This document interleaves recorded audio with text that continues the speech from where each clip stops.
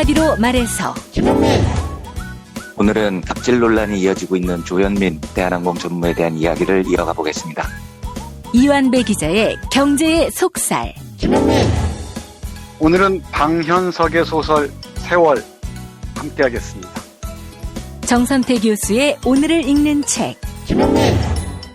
네, 오늘은 이 시대의 예언가 드루킹에 대해 말씀드리겠습니다. 김성애 보좌관의 답정너. 네, 오늘은 불성실해진 조선일보의 단면에 대해서 설명드리겠습니다. 정상근 기자의 오늘 미디어. 김용민 브리핑. 잠시 후 시작합니다.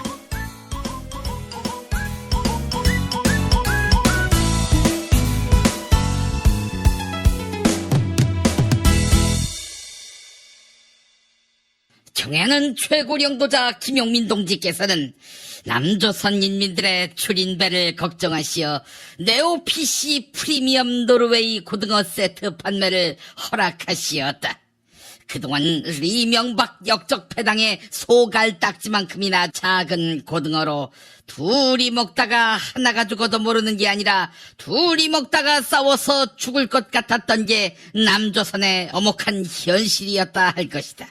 이에 김용민 동지께서는 오직 200g 이상의 최상급만을 엄선한 네오PC 프리미엄 노르웨이 고등어 세트를 판매함으로써 최고의 육즙과 풍미뿐만 아니라 가방에 넣고 다니다가 유사시 호신용 바 따로 사용할 수 있을 것이라며 기뻐하시었다. 네오PC 프리미엄 노르웨이 고등어 세트를 가장 저렴하게 구입할 수 있는 방법은 김용민.com.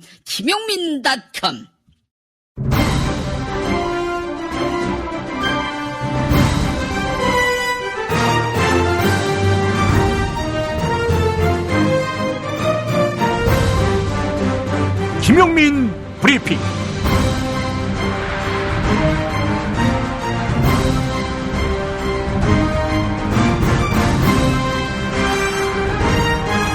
(2018년 4월 17일) 화요일입니다. 조현민 대한항공 전무의 살인미수로 추정되는 갑질이 세상에 알려지면서 대한항공의 국적기 자격 박탈을 요구하는 국민청원이 청와대에 쇄도하고 있습니다. 방법에 대해서는 다양한 의견이 있을 수 있겠지만 그간 경고다운 경고가 너무 없다 보니 재벌들이 사람을 개돼지로 여기고 있습니다. 딱 하나의 재벌만 본보기로 거리로 나앉게 한다면 운행 중인 운전사 폭언 폭행하고 경비원에게 주먹을 휘두르고 협력사 직원에게 유리병을 던지는 인간 말종들은 종적을 감출 것입니다. 통상 학사 경고 3번이면 아웃이지요. 조원태 노인폭행, 조현아 땅콩 회항, 조현민 물병 투척. 네, 부아줄 만큼 부아주었습니다. 대한항공에 대한 국민의 분노를 대변할 정부의 대책 시급해 보입니다. 자, 어제 다 보내드리지 못한 지난 토요일 이완배 기자와 함께한 부산 공개방송 실황일부 잠깐 들려드리겠습니다. 통일, 지방분권에 대한 이완배 기자의 견해 함께 들어보시죠.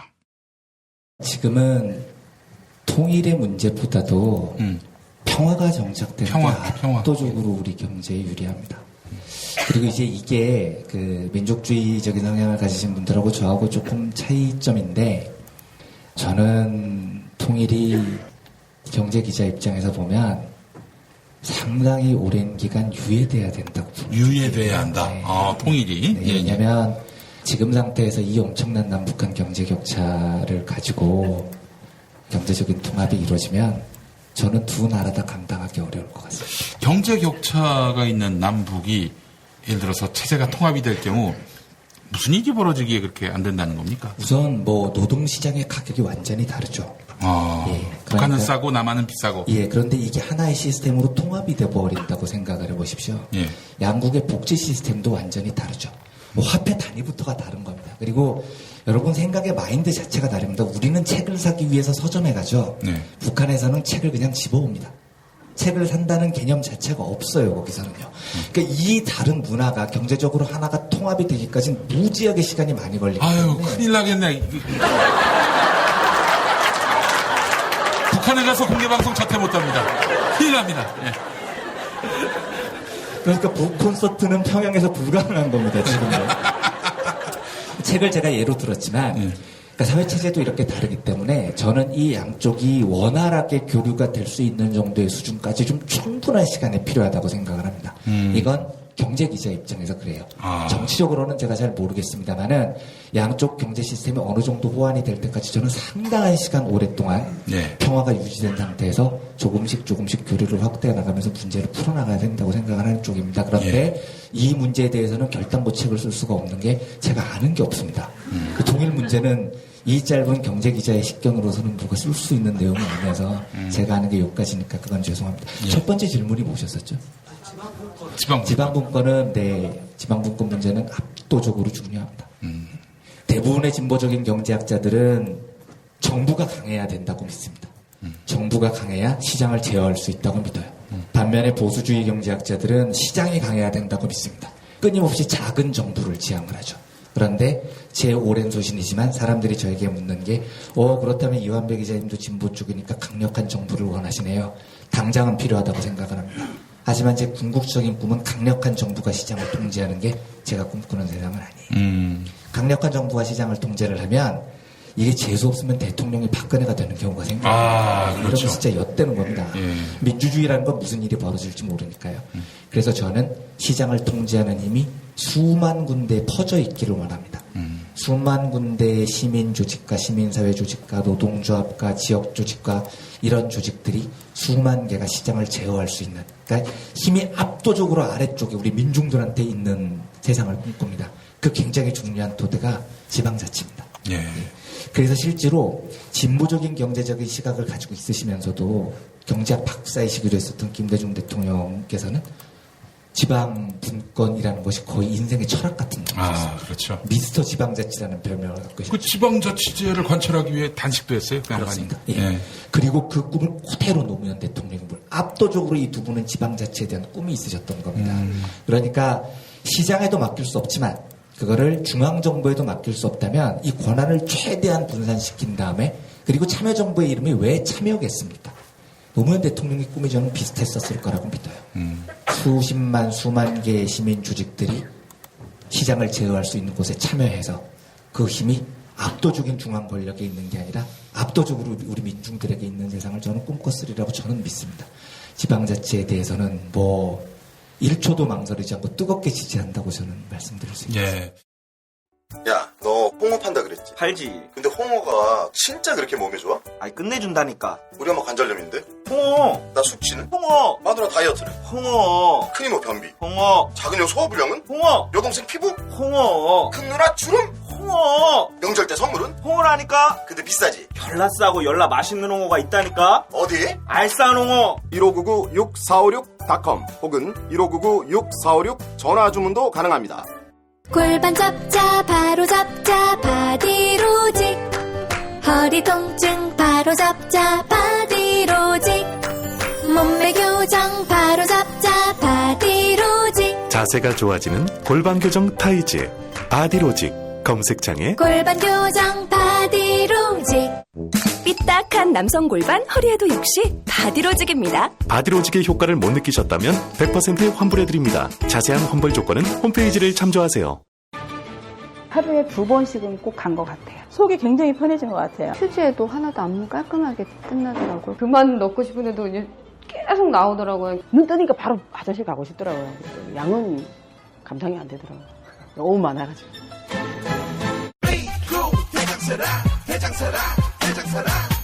장실 굿모닝 화장실 바나 굿모닝 바나나. 검색창에 미궁 대장사랑.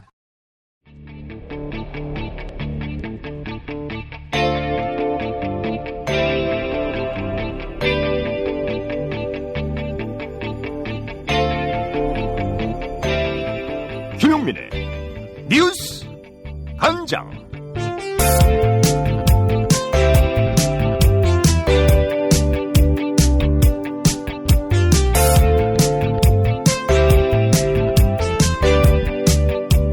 드루킹 김모 씨가 만든 온라인 카페 경제적 공진화 모임에서 활동했던 한 회원은 드루킹의 주장이 황당하고 해괴했다. 이렇게 전했습니다. 드루킹은 일본이 침몰한다고 믿고 있었고 이에 대비해 김경수 더불어민주당 의원에게 오사카 총영사 인사를 추천했다는 것입니다. 특히 김모 씨는 경제적 공진화 모임 내에서 마치 사이비 종교 교주와 같은 모습을 보인 것으로 전해졌는데요. TBS 라디오 김어준의 뉴스 공장에 출연한 익명의 경제적 공진화 모임 회원 그리고 진행자 김어준 딴지일보 총수의 일문일답 들어보시겠습니다. 그러니까 이게 오사카 총영사 요구설하고도 맞물려 있는 건데요. 예. 일본이 대침몰을 하거나 하면 거기서 많은 이재민들이나 그 피난민들이 발생할 거 아닙니까? 예. 그러면 그 피난민들을 갖다가 자기가 이렇게 남북 한 정권에 줄을 대갖고는 개성공단을 갖다가 치해법권적인 특별구역으로 만들고 거기에다가 일본인들을 이주시키고 그 이주하는 일본인들의 그 많은 자금들이 있을 거 아닙니까? 예. 이주 비용이라든지 아니면 그 가지고 있는 어떤 그런 여러 가지 유무형의 자산들을 우리가 어떻게 되냐면 우리의 자금으로 쓰겠다는 거죠. 일본이 침몰하면 잠시만요. 시간이 그렇게 많지는 않아서 일본이 침몰하면 한국으로 피난민들이 올 텐데 그들을 개성공단으로 가져가서 자신이 특구로 만들어서 거기를 자신이 관리한다. 그래서 자기가 오사카 총영사를 원한 것과 연결되어 있다. 이런 얘기입니까? 네, 제가 추측하기는 그래요.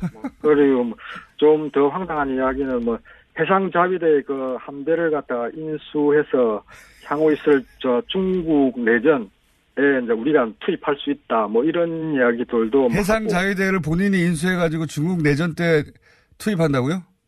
예, 그런 식으로 이야기를 했어요. 이게 본인 꼭 자기가 한다는 이야기인지 아니면 정부를 통해서 한다는 이야기인지는 모르겠지만 어쨌든 그런 이야기들도 있었고. 오사카 영사 청탁이 틀어지자 1월 중순부터 문재인 정부를 공격하기 시작했다.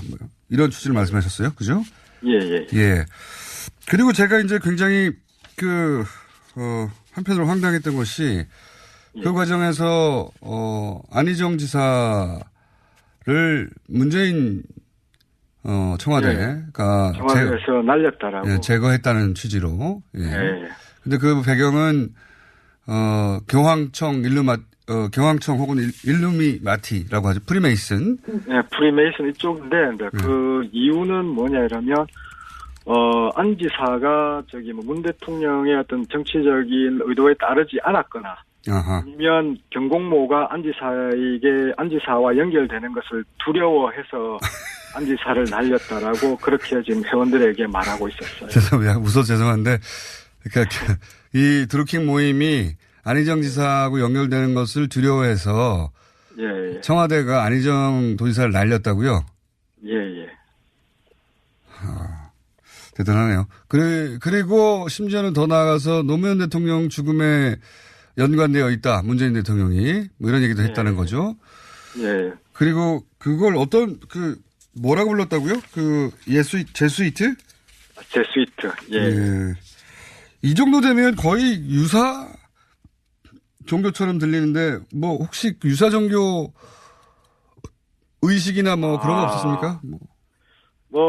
이분이 이제 그렇게 주로 기반한 게 뭐냐면 송화비결, 자미두수, 그 다음에 티벳 사자에서 여주 선생 저성문답 이런 것들에 기반해서 이렇게 많이 풀었습니다. 그리고 국몽모 회원들에게는 옴마니 파드메 훔이라는 육자 대명왕 진언이라고 하는 만트라를 항상 읊게 했어요. 지금도 여전히 읊고 있을 겁니다. 옴마니 뭐라고요? 옴마니 밤메 파드메 훔. 예. 옴마니 밤메 훔 하는 게 우리 많이 하는 게 그냥 옴마니 밤메 훔 이렇게 많이 하는데 정확하게는 옴마니 파드메 훔 이렇게 되는 겁니다. 예. 이런 주문을 외워요? 모임 때? 예, 모임 때 항상 외웁니다. 그러니까 끝에 항상 덧붙이는 말들이죠.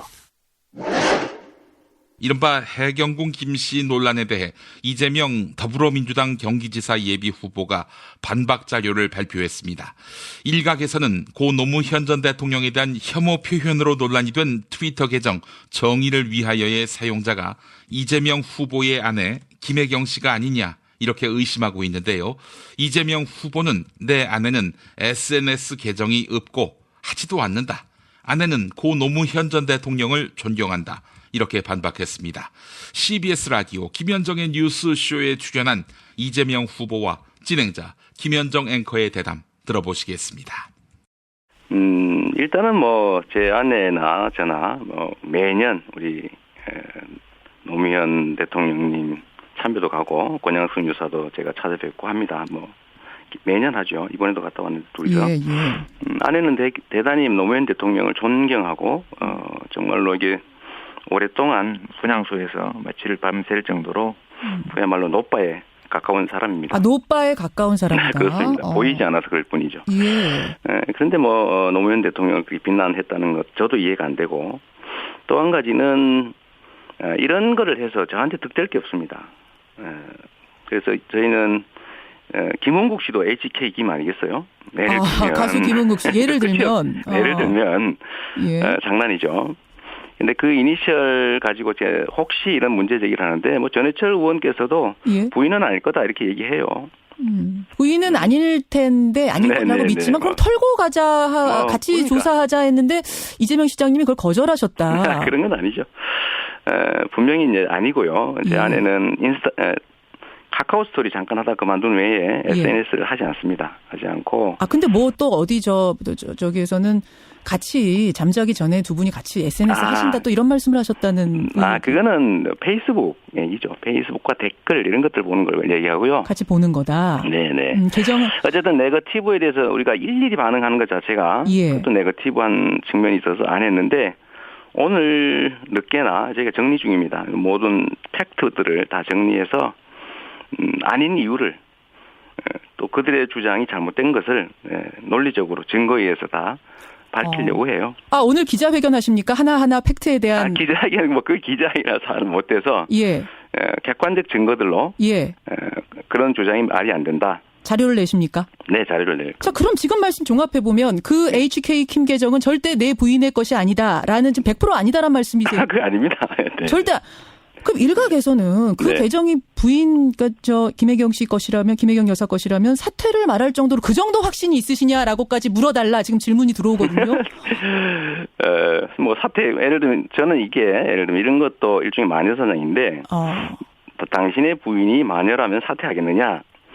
이런 질문과 같잖아, 그죠? 네, 지금 그 책임은 지겠습니다. 예를 들면 제 가족이고 제가 예를 들면 집안의 가장이고, 하나 제 가족 구성원 중에 누군가 그런 부도덕한 행위를 했다면 제가 책임지는 건 맞는데, 공직을 걸고 사퇴니 많이 하는 것들은 좀 오바라는 생각이 드네요. 책임을 지겠다. 전 100% 아니란 지금 말씀을 하셨어요.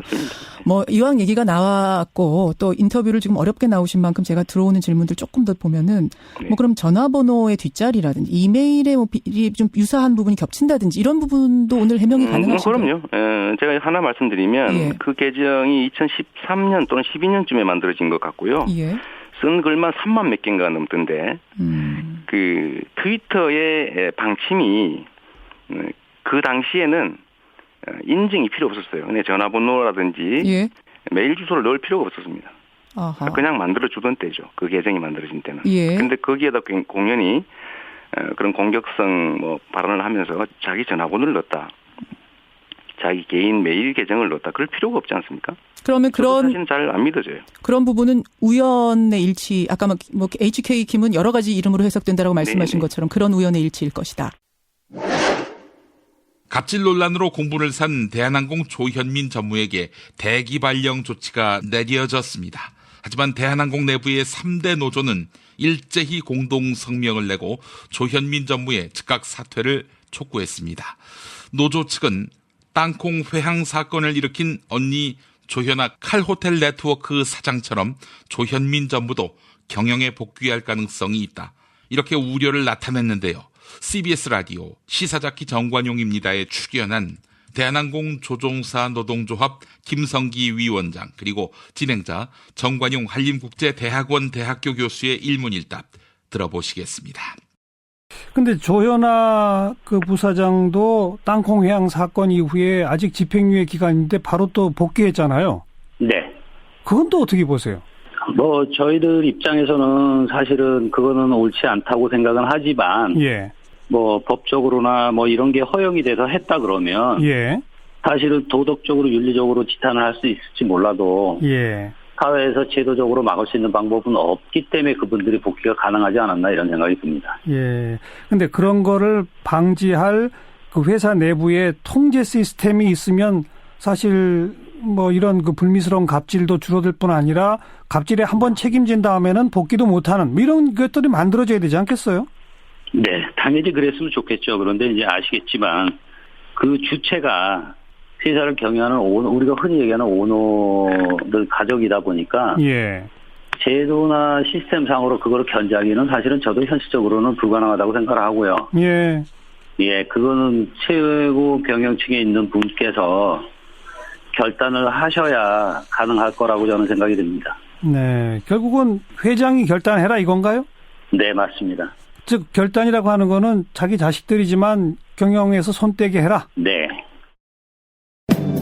진실은 반드시 밝혀진다고. 무엇이 진실입니까? 대통령이라고 하는 지위를 진실을 밝히지 않는 데에 역이용해서. 김보영 아나운서가 함께합니다. 아프니까 팩트다. 안녕하세요. 아프니까 팩트다. 김보영입니다. 어제 4.16 참사 정부 합동 연결식이 끝나면서 경기도 안산 화량 유원지 내부에 있던 합동 분향소가 문을 닫습니다. 세월호 특별법에 따라 안산 화량 유원지에는 추모공원이 조성될 예정인데요. 하지만 안산 지역에서는 갈등이 심할 조짐이 보이고 있습니다. 일부 안산 주민들은 세월호 납골 땅이라는 비하 발언을 하며 추모공원 조성에 반대하고 있습니다. 특히 일부 정치인과 주민들은 세월호 추모공원에 대한 가짜 뉴스를 퍼뜨리고 있는데요. 이에 온라인 매체 직설에서 팩트체크를 진행했습니다. 먼저 안산에 위치한 화랑 유원지 전체를 추모공원으로 조성할 계획이다. 이런 이야기가 있는데요. 추모 공간인 4.16 생명안전공원의 규모는 화랑 유원지 전체 크기의 약 25분의 1에 해당하는 구역에 조성됩니다. 특히 봉안시설은 추모 공간 전체 규모의 10분의 1에 불과합니다. 봉안시설은 화랑 유원지 전체 면적의 0.1% 정도에 불과하다는 뜻인데요. 하지만 봉분이나 납골 땅이 지상에 건립된다는 소문도 있습니다. 직설 측은 봉분이나 납골 땅이 지상으로 들어서는 일은 없다고 잘라 말했습니다. 안산시는 봉안시설을 지하에 둔다는 구상을 수립한 것입니다. 또한 추모공원을 어떻게 운영할지는 안산시민을 중심으로 구성된 일명 50인 위원회가 방안을 제시할 계획입니다. 마지막으로 세월호 추모공간을 조성하는 사업비 때문에 안산시의 재정이 파탄날 것이라는 주장도 나오고 있는데요. 추모공간을 위한 재원은 세월호 특별법에 따라 국가가 부담합니다. 한편 9.11 테러가 일어난 미국 뉴욕의 그라운드 제로처럼 추모와 전시가 어우러진 이른바 다크 투어리즘의 명소로 거듭난 곳도 있는데요. MBC와 인터뷰를 가진 중앙대 정원옥 문화연구학과 박사의 의견 들어보시죠.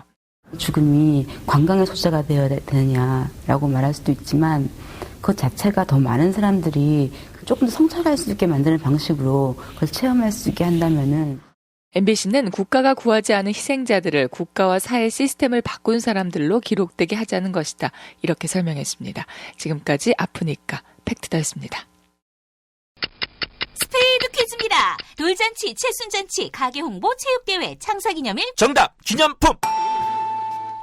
문제를 끝까지 들으셔야죠. 이럴 때 사용하는 판촉물이나 기념품, 답례품, 단체 선물 등을 취급하는 전문업체로서 국민을 위해 제대로 일하는 언론과 정당에 후원을 하는 판촉물 전문업체는 어디일까요? 정답! 네피알! 네? 어디라고요? 네피알! 네, 정답입니다. 판촉물이나 단체 선물이 필요할 때 이왕이면 우리 편 회사 네피아를 찾아주세요. 인터넷 검색창에 네피아를 치시거나 032-519-4800으로 전화주시면 친절하게 상담해드립니다. 그런데 상품은 뭔가요? 네피아를 가서 고르세요.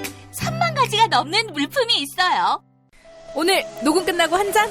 술 끊는다며. 새해가 되면 술 끊겠다는 결심들 많이 하시는데요. 네. 쓸데없는 짓 하지 마시고요. 네, 술 친구미 있잖아요. 아니 다들 술자리만 있으면 오라고 난리잖아. 술친금 들고 가야지. 술 친구면 그렇게 퍼주니까 부르지. 술친금이 있어야 술자리가 오래 간단 말이야. 내 친구들이 전부 다 술친금 인정했어. 오빠도 한 잔 콜? 그렇다면 가지야. 네이버에 술친금을 검색하세요. 멀쩡합니다. 안녕하세요. 김호준입니다. 그날 바다는 세월호 침몰 원인에 대한 추적 다큐멘터리입니다. 하나의 배가 하나의 행적으로 움직여서 한 번의 사고가 났는데 각기 다른 항해 정보가 존재하는 건 있을 수 없는 일. 사라진 20분 4년의 추적. 제대로 밝혀진 것이 아무것도 없는 그날, 그 바다의 진실을 전합니다. 그날 바다 극장에서 뵙겠습니다. 15세 이상 관람가.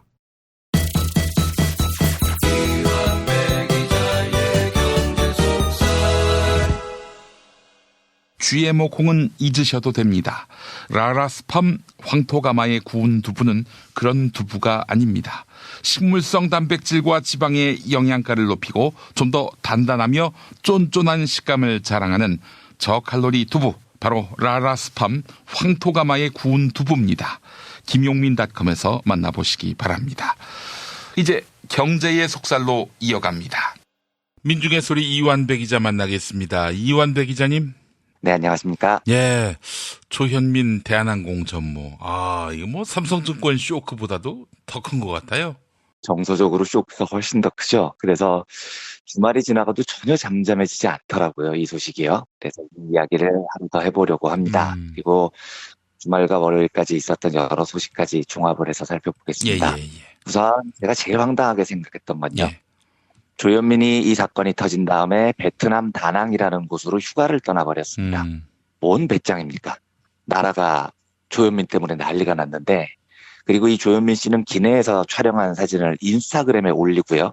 해시태그로 나를 찾지 마, 휴가 갑니다. 클민hen 행복 여행 중, 뭐 이런 해시태그를 달았다고 해요. 클민hen 행복 여행 중은 뭔 말인지 모르겠고요. 나를 찾지 마 이렇게 적었던데, 조현민 씨 잘 들으세요. 우리도 너 찾기 싫어요. 우리라고 역겨운 네 얼굴을 보고 싶겠습니까? 우리도 너 찾기 싫고 그냥 너 휴가 가서 영원히 안 왔으면 좋겠어요. 근데 우리가 너를 왜 찾냐면 네가 범죄자니까 지금 찾고 있는 겁니다. 그리고 15일에 사과문이랍시고 전 직원들한테 이메일을 보냈는데 그 이메일 내용이 이렇습니다.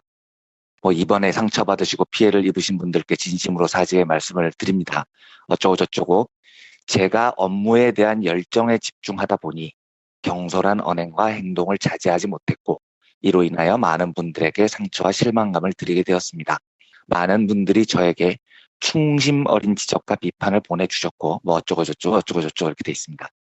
업무에 대한 열정에 집중하다 보니 경솔한 언행과 행동을 자제하지 못했다고 적었던데, 이게 나중에 밝혀진 사실이지만 조현민이 화를 내고 뭐 물컵을 던지고 했던 이유가 프레젠테이션을 하시던 광고 대행자분이 영국편 광고를 제작하는데 갑자기 조현민이 영국 경험을 막 풀어놓더니 런던 어디 알아요? 이렇게 물어봤다는 겁니다. 그래서 모릅니다 그랬더니 아니 영국 광고 제작하는 놈이 런던 어디도 몰라 이러고 이제 그 히스테리를 부리기 시작했다는 거예요. 예. 이게 어딜 봐서 업무에 대한 열정입니까? 광고 제작하는 사람은 조현민이 다녔던 런던 뒷골목까지 알고 있어야 됩니까? 그리고 제가 이 사과문에서 제일 황당했던 건 많은 분들이 저에게 충심 어린 지적과 비판을 보내주셨고 이 대목입니다. 그러니까 반성문에 충심이라는 단어를 써요. 이런 사람들은 세상 사람들이 다 자기한테 충성하는 줄 알고 있는 겁니다. 웃기지 마시라고 하십시오. 너한테 충심을 가진 노동자들이 누가 있겠습니까? 저는 살다가 반성문에 충심이라는 말을 쓴 미친놈을 진짜 처음 봤습니다. 그리고 조현민이 사태가 터지자마자 제일 먼저 한 일이 변호사를 선임한 일이에요. 조현민이 사과에 진심이 있고 없고를 떠나서 일단 법적 책임부터 피하겠다는 이런 생각을 갖고 있는 거죠. 그래서 대한항공 홍보실에서 이렇게 이야기를 해요. 앞으로 모든 관련된 일은 대한항공이 답하지 않겠다. 변호사가 답하겠다. 이렇게 응답이 왔습니다. 그러니까 지금부터는 어떻게든 법리 논쟁으로 몰아가서 구속만 안 당하게 하겠다 이거잖아요. 그런데 이게 대한항공 회사 일이 아니고 조현민만 법리 다툼을 해서 무사하게 끄집어내면 그게 끝이냐고요. 그러니까 뭐 이런 놈의 회사가 대한항공, 코리아 에어라인 이름을 쓰고 있냐고요. 많이들 들어보셨겠지만 주말에는 대한항공 한 내부 직원의 폭로로 조현민이 감정 조절을 못하고 막 욕설을 터뜨리는 녹음 파일이 오마이뉴스에 공개됐습니다. 이건 진짜 들어보면 가관도 아닙니다. 이건 내용을 제가 읽어드릴 수가 없어요.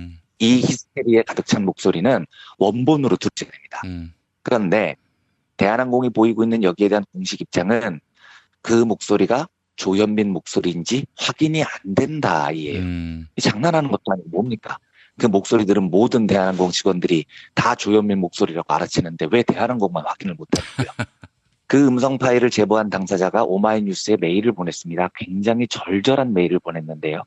저는 이 내부 폭로를 하신 노동자분께 진심으로 고마운 마음을 전해드립니다. 이런 용기가 세상을 바꿉니다. 그래서 존경의 마음을 담아서 그 메일을 쭉 읽어보겠습니다. 안녕하세요. 저는 조현민 대한항공 전무의 폭언과 욕설 음성을 녹취한 제보자입니다.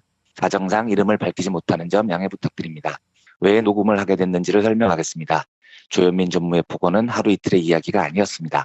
나이가 자신보다 훨씬 많은 간부들에게까지 폭언과 욕설을 일삼았습니다. 하물며 자기보다 나이가 어리고 직급이 낮은 직원들에게는 어땠을까요? 여러분이 상상하시는 대로일 겁니다. 그날도 직원에게 숨이 넘어갈 정도로 화를 냈습니다. 지금 상황을 생각한 건 아니었지만 그날은 유난히 더 수위가 높았고 이것도 녹음을 해야겠다는 생각이 들었습니다. 과연 지난 몇 년간 저만 녹음을 했을까요? 보도가 화제가 된 이후 회사의 반응은 예상했던 대로였습니다. 음성 속 여성이 조현민 전무인지 알 수 없다는 게 회사의 입장이었죠. 정말 그런가요? 담당 직원들이 조 전무의 목소리를 모를 거라고 보지 않습니다. 잊을만 하면 집무실 밖까지 울려 퍼지는 그 목소리를 화물 부서와 여객 부서 직원들이 본사 6층, A동, B동에서 다 듣고 있는데 어떻게 잊을 수 있겠습니까? 이미 내부에서는 익숙한 회사 생활의 일부분입니다.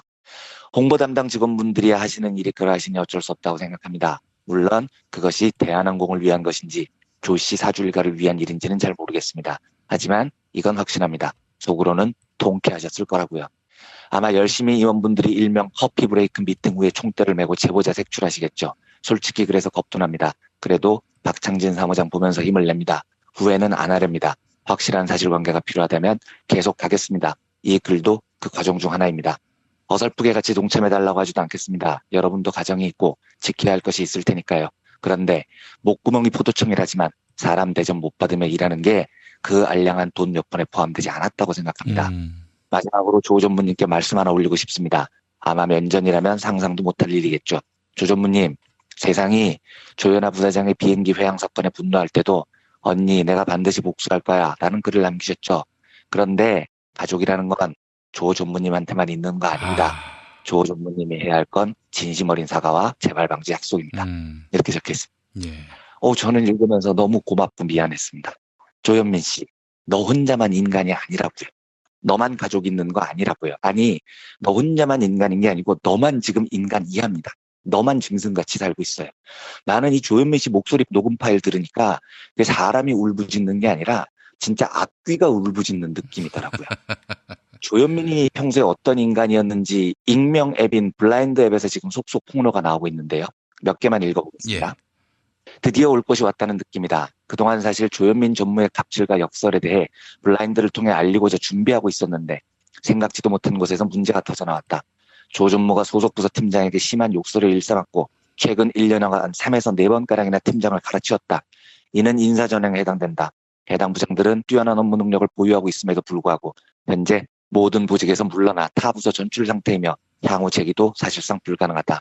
심지어 조 전무의 생일 때마다 매년 소속 직원들이 비공식적으로 생일 준비위원회를 발족해서 조 전무를 위한 선물과 재롱잔치를 준비한다고 한다.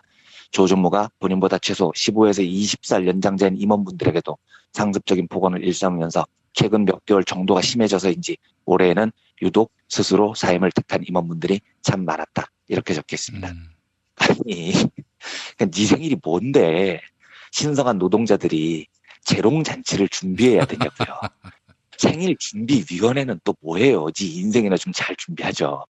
다른 글 하나 보겠습니다. 이거 조금 긴데 어떤 해설도 붙이지 않고 쭉 읽어보겠습니다. 들으시면 왜 해설이 필요 없는지 금방 이해가 되실 겁니다.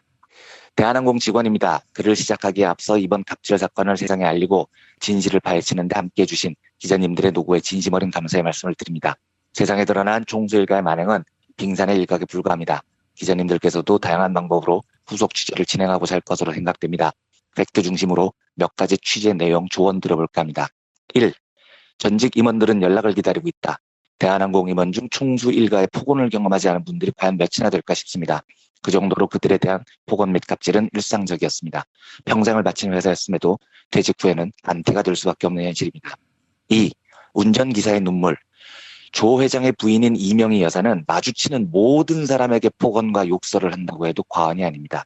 하지만 그 중에서도 운전기사분들이 당한 수모는 눈물겹습니다. 욕설은 당연한 것이고 얼굴에 침을 뱉는다거나 폭행을 당하기도 합니다. 땅콩 교양 사건 이후 좀 잦아들었지만 기사님들도 참 많이 갈아치웠습니다. 전직 수행 운전기사님들을 접촉하시면 갑질의 민낯을 접할 수 있을 겁니다. 3. 필리핀 가정부의 비밀.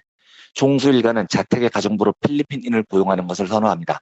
한국어를 알아듣지 못하니 마음 편하고 소위 말해 막 굴릴 수 있기 때문입니다. 대한항공 필리핀 지점은 이 가정부들을 한국으로 보내는 총책 역할을 수행합니다.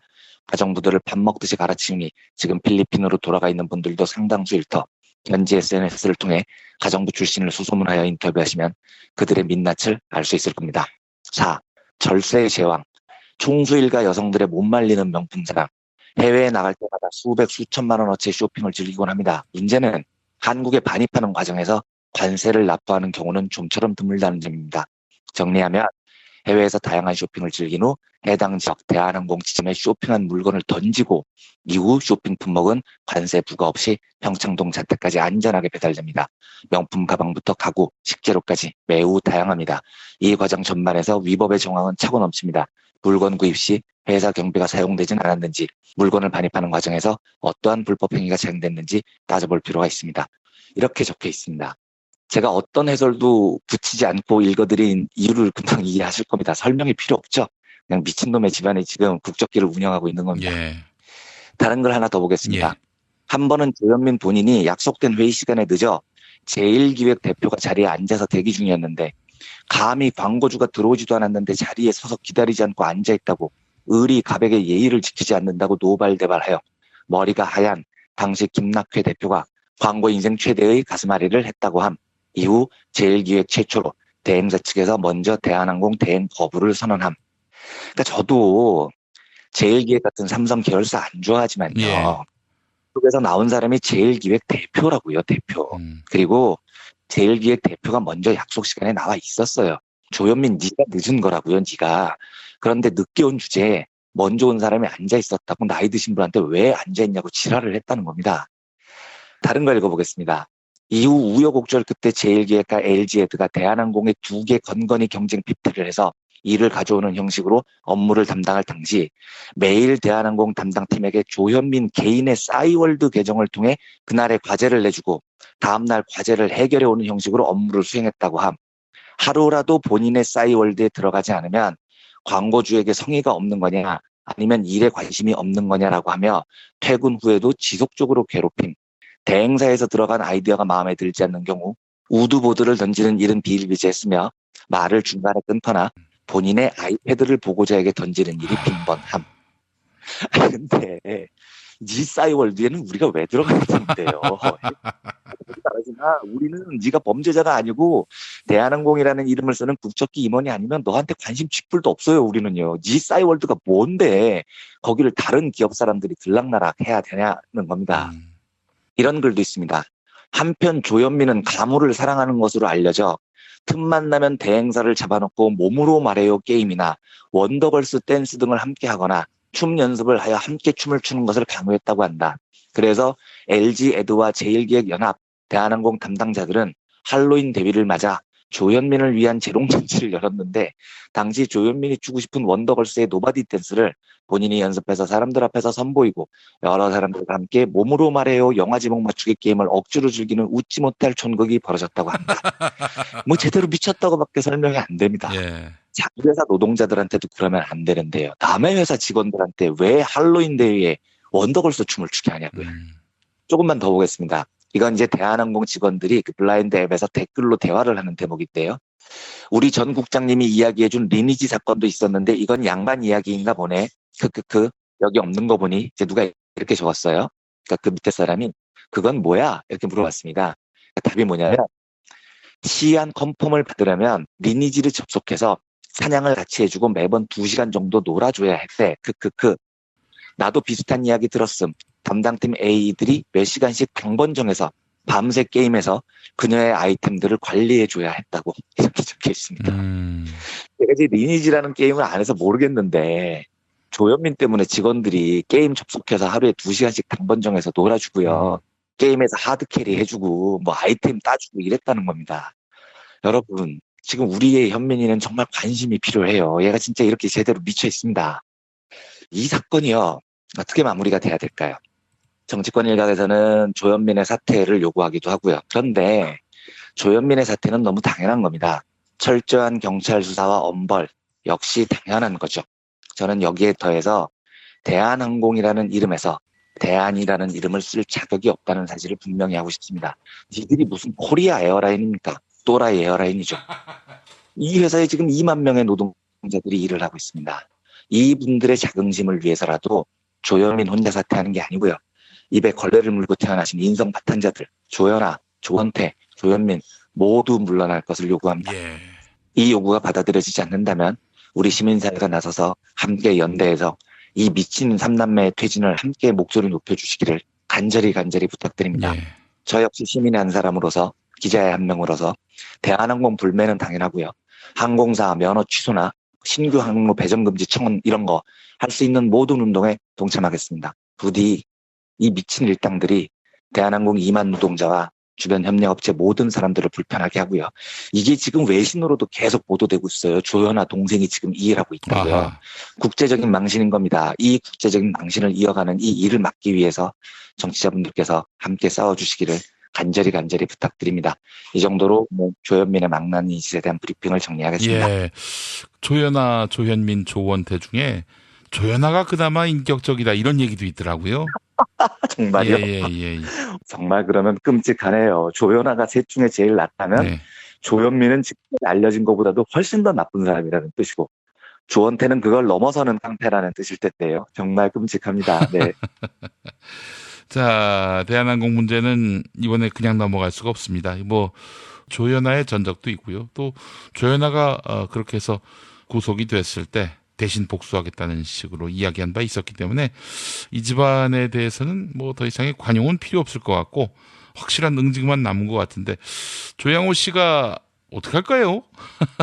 어떻게 안 할 가능성이 높아서 투쟁을 해야 됩니다. 그 블라인드에 올라온 글을 보면 조양호 일가도 마찬가지라는 거예요. 이 조씨 일가가 조양호 회장을 비롯해서 항상 막말을 일삼는 자들이니 뭐가 잘못됐는지 전혀 모르고 있을 겁니다. 그래서 그걸 응징하기 위한 시민들의 연대가 정말 절실히 필요한 상황이라고 생각합니다. 예, 알겠습니다. 네, 오늘도 이완배 기자님과 함께했습니다.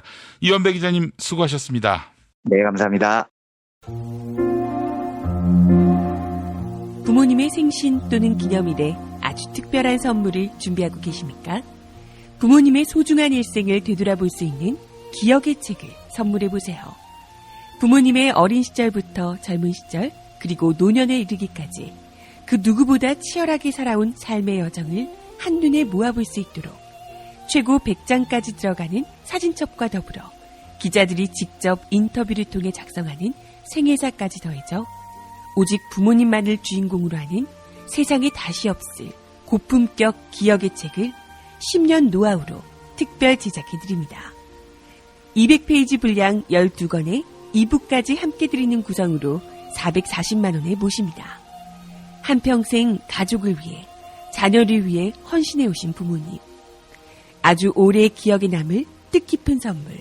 지금 신청해 보시죠. 평범한 사람들의 아주 특별한 기록. 기억의 책 만민보. 문의전화 1877-1419 1877-1419 민중의 소리.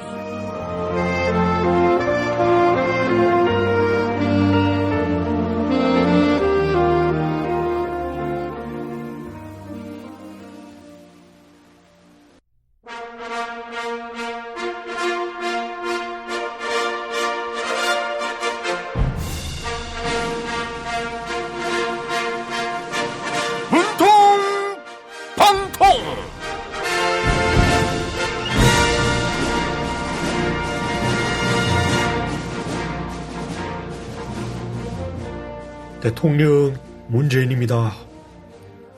중앙선거관리위원회의 판단을 존중합니다. 사의를 표명한 김기식 금융감독원장의 사표를 수리할 것입니다. 그런데 야당은 조국 민정수석의 사퇴까지 요구하고 있어요. 자유한국당 홍준표 대표의 편지 읽어볼까요? 문재인 대통령님, 홍준표입니다. 이렇게 집권 초기에 무너지는 정권은 처음 봤습니다. 이 정권이 지난 대선부터 댓글 공작을 해온 것이 드러나고 있습니다. 댓글로 일어선 정권은 댓글로 망할 수 있습니다. 특히 인사검증자였던 조국 민정수석도 더 이상 그 자리에 있어서는 안 됩니다. 조국 수석을 당장 경질해야 합니다. 아이고, 홍준표 대표님, 처음에 문제가 됐던 부분들은 계획 출장권입니다. 민정수석실에서 출장권을 검증했고 선관위도 그 부분에 대해서 적법하다고 봤잖아요. 네, 선관위가 문제 삼은 건 국회의원들의 모임, 더 좋은 미래에 정치 자금을 기부한 거라고요? 민정수석실에서도 그것도 검증 안 하고 뭐 했냐고요? 2016년 당시 김기식 의원은 기부를 해도 되냐고 선관위에 문의했었지요. 기부를 한 뒤에는 선관위에 자료도 제출했었는데 당시 선관위는 아무 말도 없었습니다. 그런데 이제 와서 위법이라고 판단하다니 참으로 안타깝습니다. 네, 선관위 위원들이 박근혜 정부 시절 때 임명된 사람들이라서 논의 결과의 공정성을 의심하는 거냐고요? MBC, KBS를 정상화한다면서 전 정부 사람들을 다 내치더니 이번엔 선관위가 표적이냐고요? 아이고, 그러고 보니 선관위 위원들이 박근혜 정부 시절 때 임명됐네요. 박근혜 정부 시절 당시 박근혜 대통령이 임명하기도 하고 양승태 대법원장이 임명하기도 했어요. 김기식 원장의 사퇴를 통해서 선관위 위원 구성이 어떻게 되는지 국민들이 알게 됐네요. 그리고 일명 드루킹 사건을 통해서는 네이버에서 매크로를 이용한 댓글과 추천 조작이 가능하다는 것도 확인했습니다. 보수 야당과 일부 언론 그리고 깨어있는 시민들은 같은 사안이라도 이렇게 바라보는 시각이 다릅니다. 갈 길이 다른 분들에게 가수 송대관 씨가 부른 차표 한 장 띄워드릴게요. 차표 한 장 손에 들고 떠나야 하네. 예정된 시간표대로 떠나야 하네. 너는 상행선, 나는 하행선. 열차에 몸을 실었다. 사랑했지만 갈 길이 달랐다.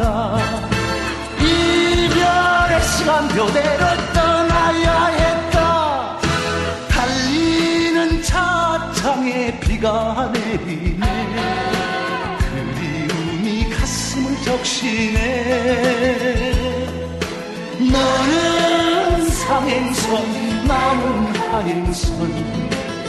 추억이 나를 울리네.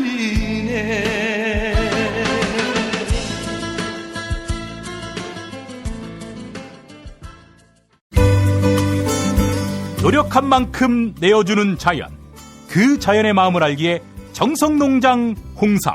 검색창에서 정성농장 홍삼을 검색해주세요. 010-9754-6972. 다이어트를 위한 꿀팁. 동결건조 채소와 곡물, 단백질, 그리고 효소와 비타민, 미네랄로 만든 다이어트 전용 그린 스무디로 하루 한두 끼만 바꿔 드세요. 비타샵에서 만나요. 술자리 많은 요즘 3차까지 달린 당신을 위한 필수품. 전창걸의 새싹 땅콩차. 이제 속쓰림은 잊으세요. 070-8635-1288 070-8635-1288 생활인을 위한 꿀팁. 집 두 채에 월 10,000원 화재보험 카페. 화재 배상, 심지어 도난 피해까지. 여기에 더해 가전제품 고장 수리비까지. 연중 무휴라 언제든 02849-9730. 어? 그 스티커 어디서 났어? 와, 예쁜데? 이거 어디서도 못 구해. 머릿속에만 있던 나만의 캐릭터를 여러분의 눈앞에 보여주는 것. 바로 IMC 프렌즈입니다. 010-3311-5071로 전화주시거나 인터넷 검색창 또는 앱스토어에서 IMC 프렌즈를 검색해주세요. 지방선거 후보자님, 잘 들으세요. 선거는 뿌리오와 함께. 선거 문자 1위는 뿌리오. 선거 문자 12년 연속 1위. 1위 당선 1위 문자 뿌리오.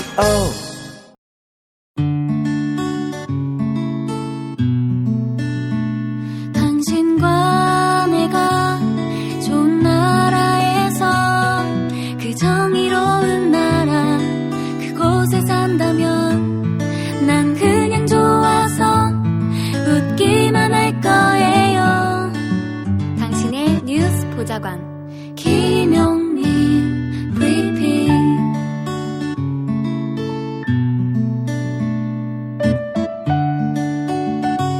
대한민국 뉴스 브리핑의 선두주자 김용민 브리핑. 계속해서 김보영 아나운서가 오늘의 날씨를 전해드립니다. 날씨를 전해드리겠습니다. 오늘도 맑고 따뜻한 봄 날씨가 이어지겠습니다. 아침 예상 기온 서울 7도, 대전 7도, 광주 9도, 대구 7도입니다. 낮 예상 기온은 서울 20도, 춘천 21도, 전주 20도, 부산 19도입니다. 미세먼지 농도는 전국에서 나쁨, 한때 나쁨 단계를 나타낼 전망입니다. 경기 북부와 충남 지방은 오존 농도까지 크게 치솟겠습니다. 여기는 대한민국 브리핑 1번지 김용민 브리핑입니다.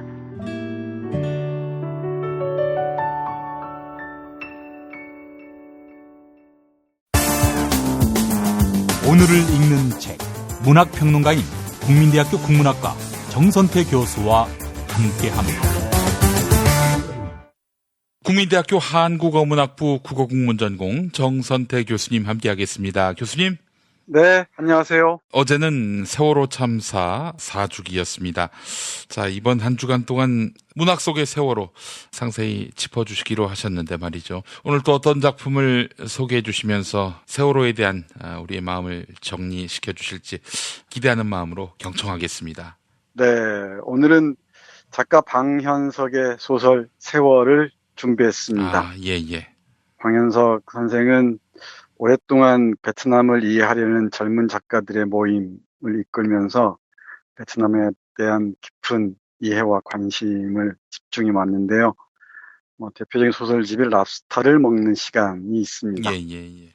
이 작품을 소개해드리기 전에 오늘 자그만치 1461일 만에 합동 연결식 있었다고 하죠.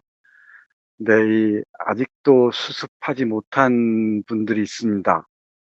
권재근님, 그리고 그 아들인 권혁규, 그리고 단원고 2학년 6반 남현철, 3반 박영인, 그리고 양승진 선생님까지. 예.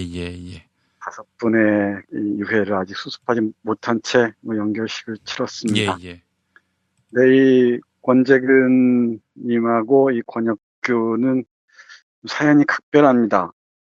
내 식구가 권재근님과 그 아내 되는 분, 그리고 권혁규와 권지연이라고 하죠.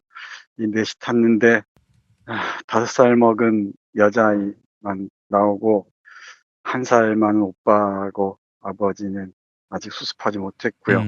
어머니는 한윤지 씨는 시신이 발견되긴 했는데 화장을 한 채 장례를 못 치르다가 이번에 장례를 치렀다고 하네요. 이 소설을 보기 전에 이 한윤지 씨의 사연을 좀 살펴볼까 합니다. 이 한윤지 씨는 베트남인 여성입니다. 본명이 판응옥타인이라고 하네요. 베트남의 호치민시에서 약 360km 떨어진 곳에 까마우라는 어촌이 있다고 합니다.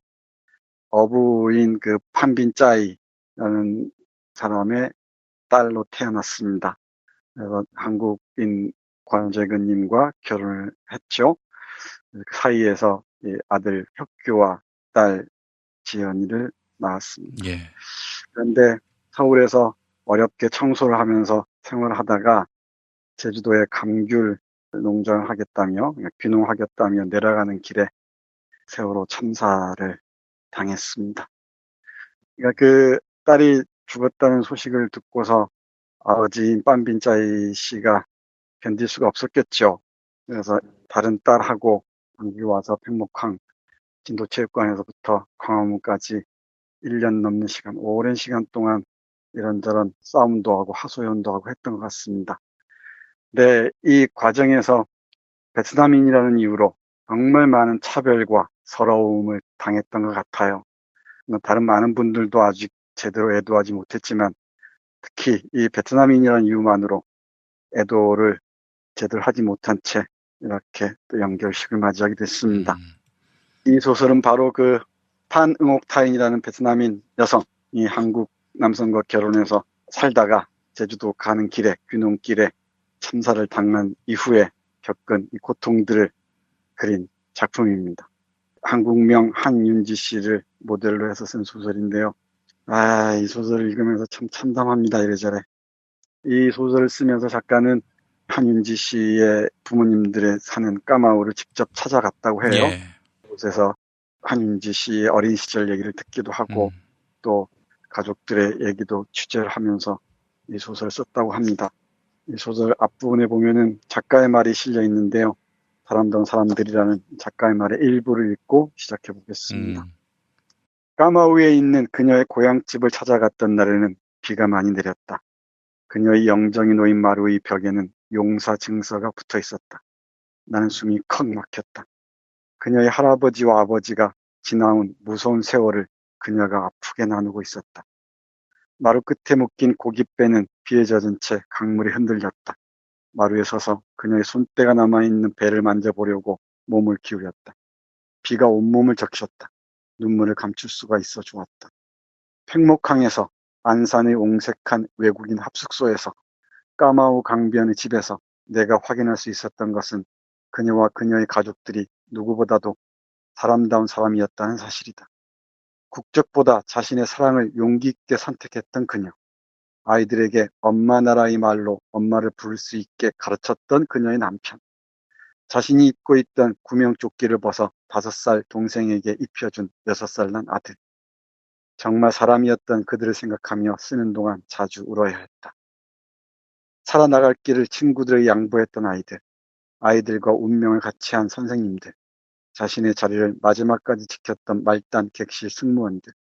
그리고 슬픔을 모욕하는 자들에게 굴하지 않고 3년의 세월을 견디며 싸운 가족들에게 경의를 바친다. 네, 이렇게 작자의 말을 앞에 놓고 이 작품이 시작됩니다. 베트남에서 생활하던 이 작품에서 린이라는 여성으로 등장하는데요. 한국 남자를 만나서 결혼을 합니다. 살림살이가 넉넉하지는 않았던 것 같습니다.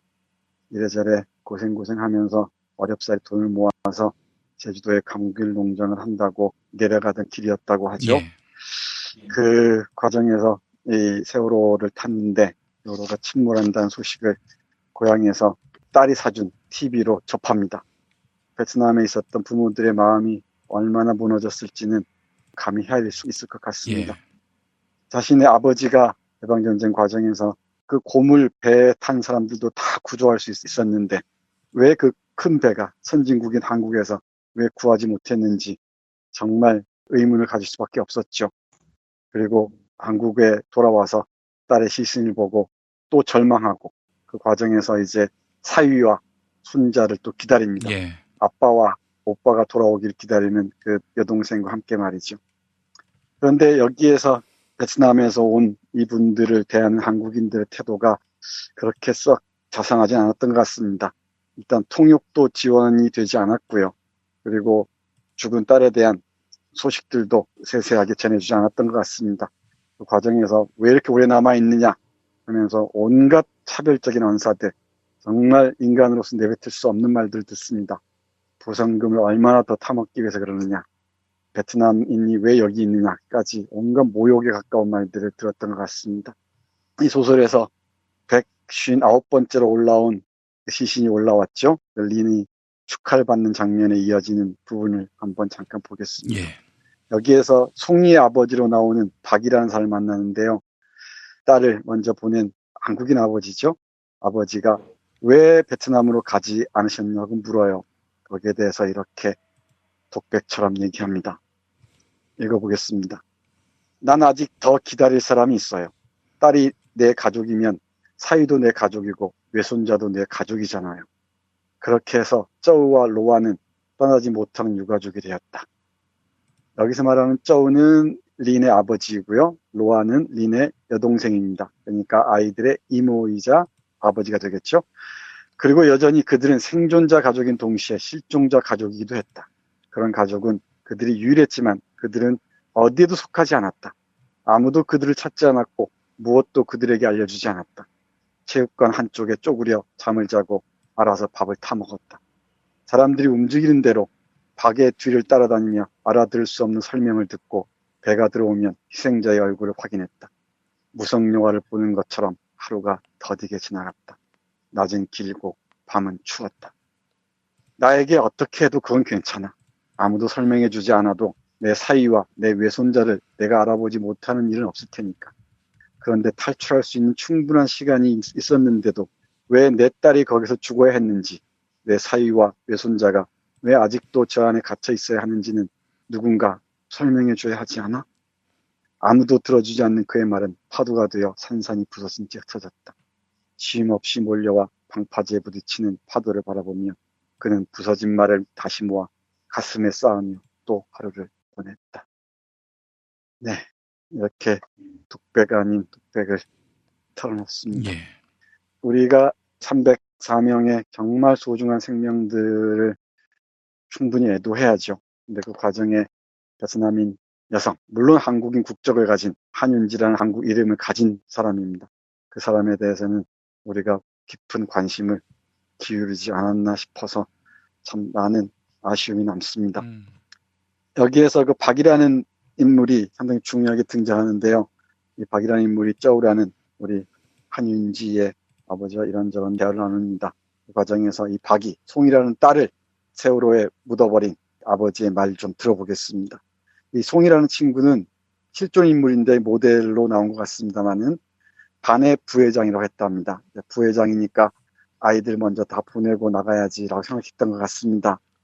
이 아버지와 주고받는 대화의 한 장면 잠깐 읽어보겠습니다. 2014년 4월 16일 9시 25분에 주고받은 대화 내용이었다고 합니다. 예. 배에 물이 들어오는데 어떻게 하고 묻기에 깜짝 놀라서 그럼 일단 밖으로 나와야지 하고 소리쳤지요. 안 돼. 방송에서 가만히 있으라고 해. 하길래 물이 들어오는데 왜 가만히 있어? 나와. 그랬는데 송이가 그러는 거예요. 안 돼, 아빠. 난 우리 반 부회장이잖아. 선생님 도와서 애들 챙겨야 해. 그래도 무조건 빠져나오라고 했어야 했는데 옆에 선생님이 있다고 해서 선생님 말을 잘 들으라고 한 거예요. 제가 죽인 거죠. 애들 구명조끼 입혀주러 가야 해. 끊어. 그러고 나서 송이가 마지막 남긴 말이 아빠 사랑해 였어요. 아차, 이게 아니다 싶어서 바로 애에게 전화했지만 받질 않았어요. 제가 병신 같아서 애를 죽인 거죠. 남자는 입술을 깨물었다. 난 선생님을 믿었고 선생님은 선장을 믿었겠죠. 배가 그렇게까지 많이 넘어간 줄은 저도 몰랐죠. 넘어진 배가 뒤집히게 생겼으면 무조건 밖으로 나가게 하는 게, 탈출시키는 게 당연한 거잖아요. 그런데 선장이란 새끼와 선원들이 애들을 다 버리고 지들끼리 도망칠 줄 어떻게 알았겠어요.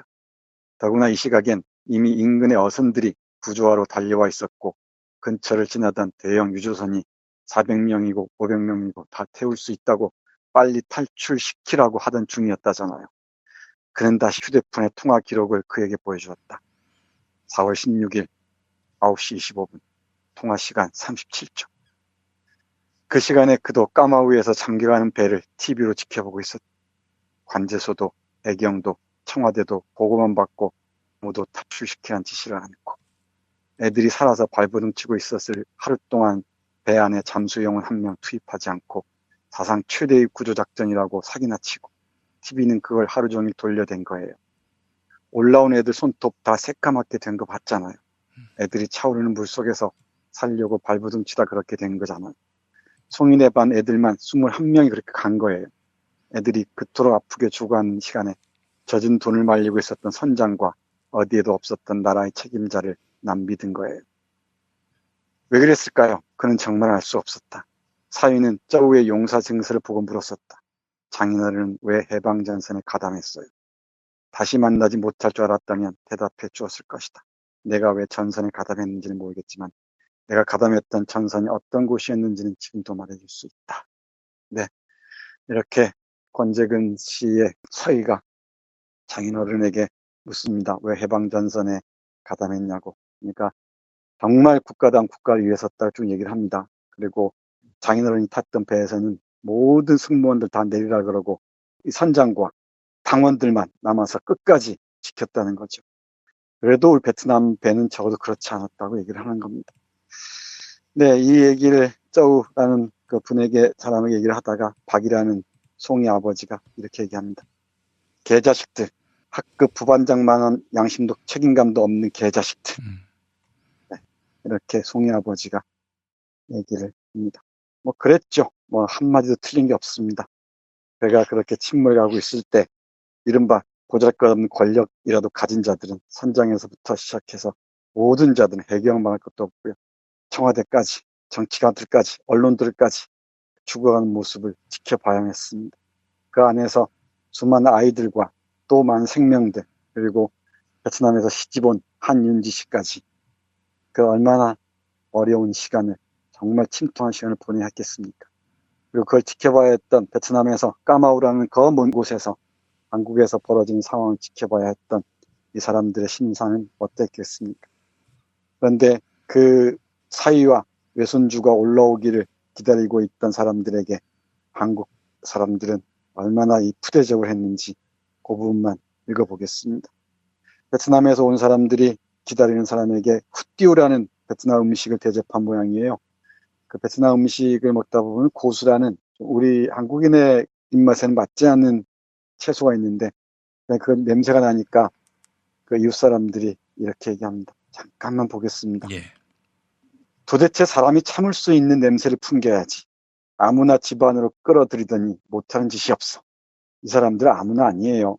이 사람 로아는 내 친구 린의 동생이고 이 사람 짜우 아저씨는 내 친구 린의 아버지예요. 제발입니다. 오래 있지 않으니 이 사람들 앞에서 소리치지 마세요. 그러니까 한국인이 말합니다. 왜? 보상금 타내면 좀 나눠주기라도 할 것 같아? 그는 둘의 대화를 다 알아들을 수는 없었지만 린, 로안, 짜우라는 이름처럼 보상금이란 단어는 알았다. 어제 닭공장에서도 들은 말이었다. 네, 이렇게 한국인들이 정말 야멸찬 해서는 안 될 말들을 합니다. 그리고 지나가는 노인들은 교통사고인데 왜 그렇게 애면클면 하느냐고 다그칩니다. 이런 모진 얘기를 들으면서 그 먼 이국 땅에서 딸의 모습을 보려고 그리고 사위와 손자의 모습을 보려고 찾아왔던 이 사람들의 마음에는 정말 깊이를 모를 구멍이 났겠습니까? 세월호는 이처럼 한국인뿐만 아니고 많은 사람들에게 정말 깊은 상처를 남긴 사건이었습니다. 이 사건의 진상을 제대로 밝히지 않으면 이들을 참으로 진실되게 애도했다고는 할 수 없을 거라고 저는 생각합니다. 그래서 세월호가 남긴 상처들을 치유하려는 시인들의 작가들의 노력들이 참 많은데요. 예. 방현석 선생이 쓴 이 세월이라는 짤막한 소설 읽으시면서 세월호가 우리에게 무엇이었는지 다시 한번 깊이 새겼으면 좋겠습니다. 예. 반 부회장이 자기 책임을 다하려고 그 아이들에게 다가가면서 아빠에게 했던 아빠 사랑해. 아, 참. 맞습니다. 여기 와서 베트남인 부자가 돈이 없으니까 닭공장에 다니면서 일을 했다고 하네요. 그러면서 어렵사리 삶을 유지했고 이 소설에 따르면 신림중학교 학생들이 44만 원을 모아서 이 분들에게 전달했다고 합니다. 그걸로 그 추운 겨울을 났다고 하네요. 그 내복을 사서 입고. 근데 우리 이른바 정부의 책임 있는 자들은 철저히 무시하고 이런 사람들에게 깊은 모독과 상처를 남겼던 겁니다. 이 소설이 작년 4월 달에 나왔는데요. 지금은 조금 상황이 나아졌다고들 하지만 아직도 우리가 아이들과 이분들에게 갚을 빚들은 여전히 남아있는 것 같습니다. 네, 알겠습니다. 네, 정선태 교수님 오늘 귀한 책 소개해 주셔서 감사합니다. 네, 고맙습니다.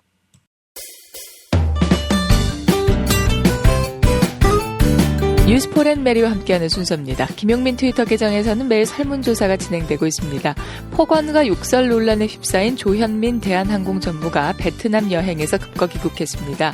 조현민 전무는 대한항공 직원들에게 법적인 책임을 다할 것이며 어떠한 비난도 달게 받도록 하겠다. 이런 내용의 이메일을 보냈습니다.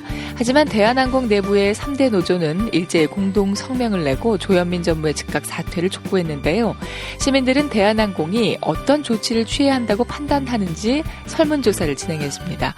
오늘 새벽 1시까지 모두 2,088분이 의견을 남겨주셨네요.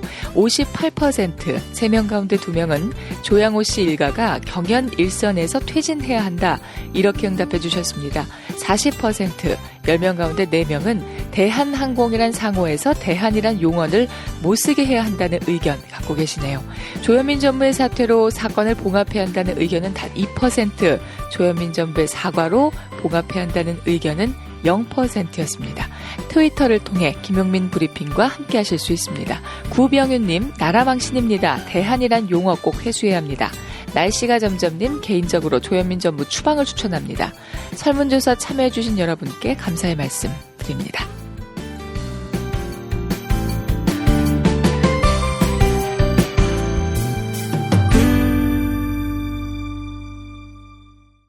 그 PPL 시간 김종인이라고 봐요.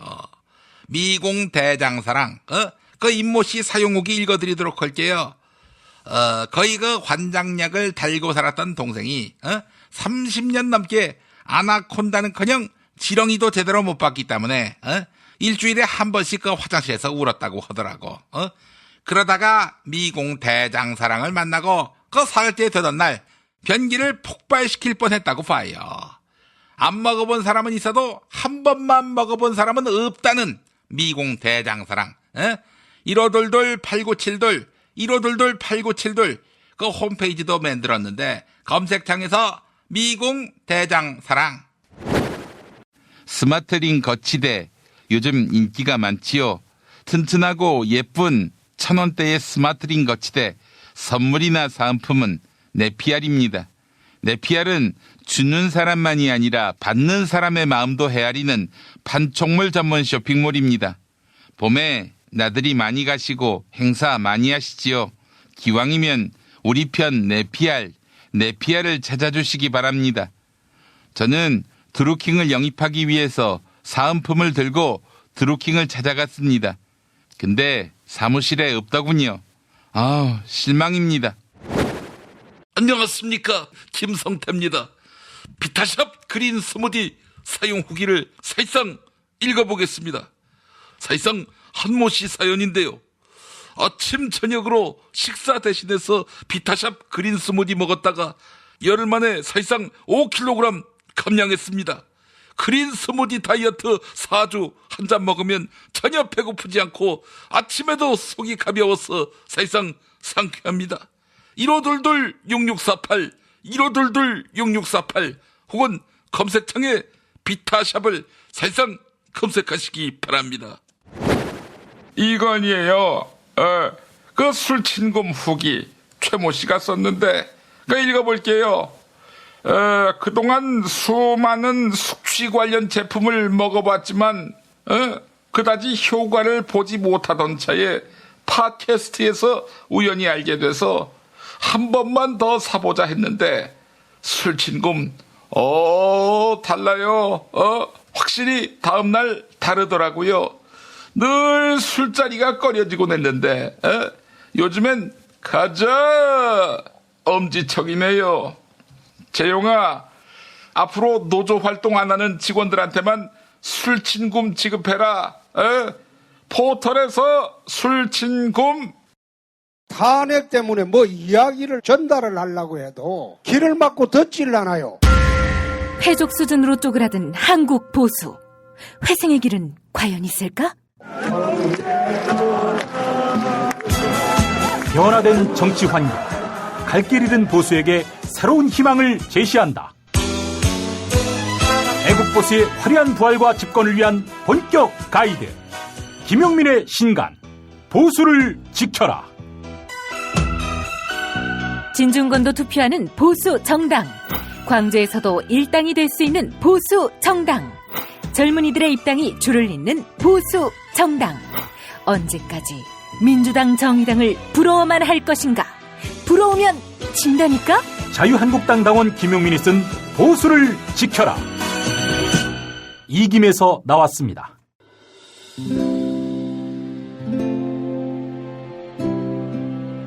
문익환 목사님은 우리 남북 관계에 있어서도 큰 정기를 마련해 주셨습니다.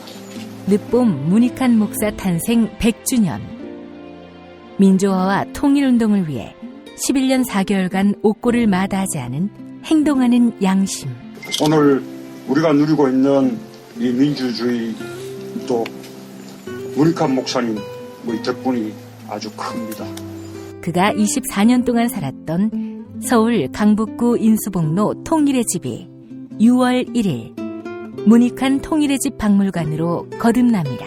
사람들이 이렇게 항상 북적북적 이렇게 했던 공간이라 아버지한테만 아니라 우리 모두들한테 굉장히 큰 의미가 있는 통일의 역사를 기억하며 통일의 길을 모색하는 문익환 통일의 집 박물관 기념사업 추진위원으로 함께해 주시겠습니까?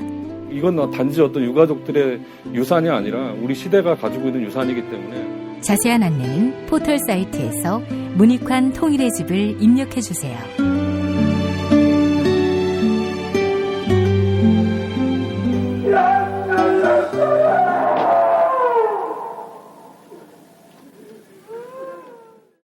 도올 김용옥 선생의 마가복음 강해로 여러분을 초대합니다.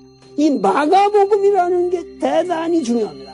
왜냐하면 복음서의 원형이기 때문에. 원형. 매주 일요일 아침 11시 서울 서대문구 충정로 20 서울 지하철 충정로역 9번 출구 앞에 있는 벙커원에서 도울과 만나세요. 율법을 믿으시겠다고? 신약이 율법의 완성이라고? 얼어빠질 그따위 기독교 내 입 앞에서 제발 입도 뻥끗 터지지 말아요. 그런 소리들은. 벙커원 교회 일요일 예배를 겸하는 이 자리. 도울이 진리와 생명이었던 예수를 원형 그대로 복원합니다. 그 십자가를 과감하게 걸머지고 돌아가신 예수를 말하지 아니하고 믿으면 너는 금방 축복받을 일만 남았다. 이게 한국 목사들 99%의 거짓말 설교예요. 도울의 마가복음 설교는 따로 녹화 녹음되지 않으며 현장에서만 만나실 수 있습니다. 도울 선생의 마가복음 설교는 2월 4일부터 진행됩니다. 뉴스투키 능력평가 정답 맞히신 분들 소개합니다. 세월호가 침몰하기 직전 세월호가 이 섬에 바짝부터 운행한 것 아니냐 이런 의혹이 제기됐죠. 어제 문제는 이 섬이 어디인지 맞히는 거였는데요. 정답은 병풍도입니다. 당첨자 삐리삐님. 이명박과 박근혜를 정말 용서할 수 없습니다. 끊임없이 투쟁하겠습니다. 미나마나님, 영화 그날 바다를 보고 왔습니다. 뭉클하고 뿌듯했습니다. 클로징 사연 당첨자 누구개님입니다. 게시판에 이메일 적어주세요. 별을 따다 구운가지에서 만든 강릉 두부도넛 보내드립니다. 중앙선거관리위원회가 김기식 금융감독원장이 19대 국회의원 임기 만료 직전 자신을 포함한 더불어민주당 의원들의 모임인 더 좋은 미래에 정치자금 5천만 원을 후원한 데 대해 공직선거법에 위반된다고 판단했습니다. 이와 관련해 김현권 더불어민주당 의원은 페이스북에다가 중앙선관위는 김기식이 더미래연구소에 후원금 5천만 원을 출연한 행위가 위법이라고 판단했다.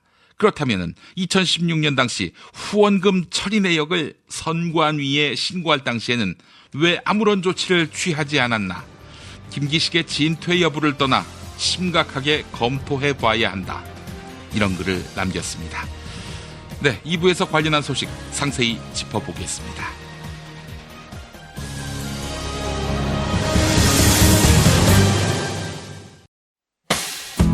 김용민 브리핑과 함께한 시간 어떠셨어요? 다음 시간에도 보다 바르고 알차며 즐거운 정보로 여러분을 찾아가겠습니다. 팟캐스트 포털 팟빵에서 다운로드하기, 구독하기, 별점 주기, 댓글 달기로 응원해주세요. 잊지 마세요. 다운로드하기, 구독하기, 별점 주기, 댓글 달기.